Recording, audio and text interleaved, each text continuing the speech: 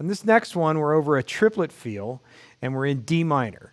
The chords basically hang on a D minor for a while, and then it starts moving. Once it starts moving, we have a C chord, a B flat chord. We get back to the D. Then we go C, B flat to A. And on that A, we're going to hear that kind of Phrygian dominant or whatever you care to call it. I don't mind.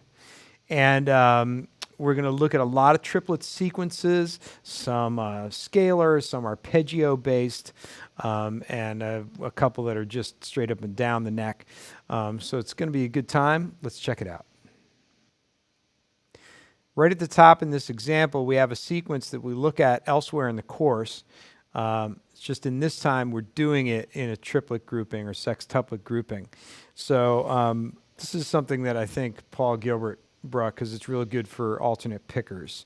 And the pattern, and this is on a D minor scale. I'm starting on D in a 3-note per string fingering, so it's all pretty convenient. Is like this.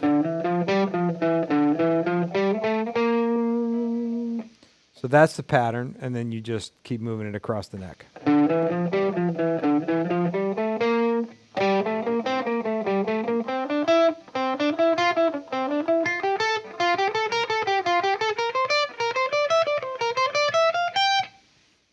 Okay, we only get up to here, and then I end it by I kind of make an out-of-the-box choice, because we're still rolling on this D, and I end it on an E, which is the 9th. So I don't really come to a point of resolution specifically. I mean, it's in the key, but there's a little bit of tension created there. So from there, I do this descending pattern down the string, which is...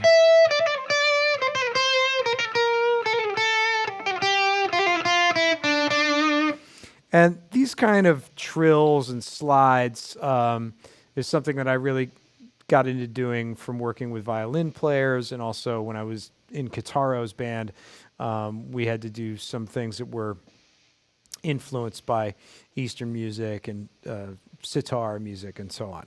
So that's what I think of when I do this, and it's more fun to play it on one string, and it gives you a sequence.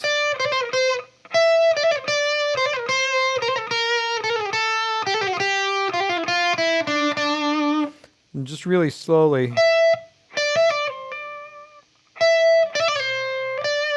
So you just think of that as one thing.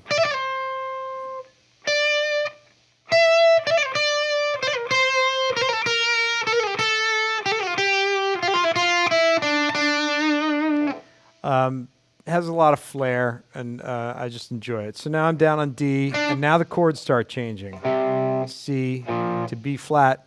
And I'm doing just an arpeggio pattern. So there's the C, and there's the B flat. And then for the D minor, I go straight to this. And that, you're going to want to get some rolling in with your first finger, otherwise you just get everything ringing into each other. And, you know, that's kind of cool, you know, if you're in an indie band or something. But this is hard rock, so we want to do the... And we're going to move it around till we move it to one other position. So here's this D minor, and then to this one. Okay, so...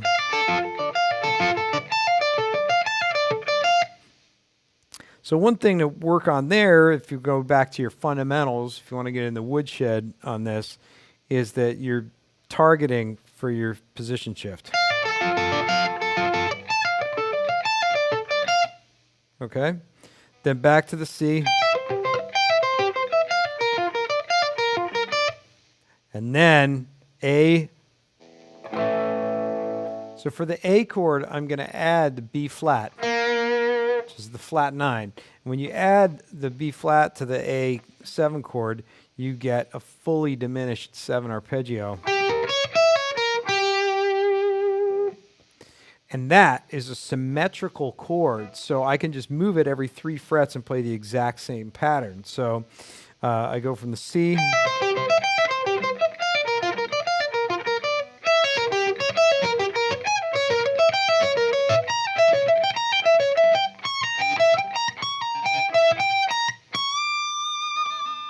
and that's how I end things out. That fully diminished arpeggio shape is very useful. It's very popular with Yngwie Malmsteen and a lot of neoclassical players. So definitely one to add to your repertoire. So there's a lot of good stuff in this one. We've got the sextuplet patterns. We've got the arpeggio patterns. We have working over the triplet feel. So take it all slowly and work it up to speed, and you should have a lot of great pattern licks in your arsenal.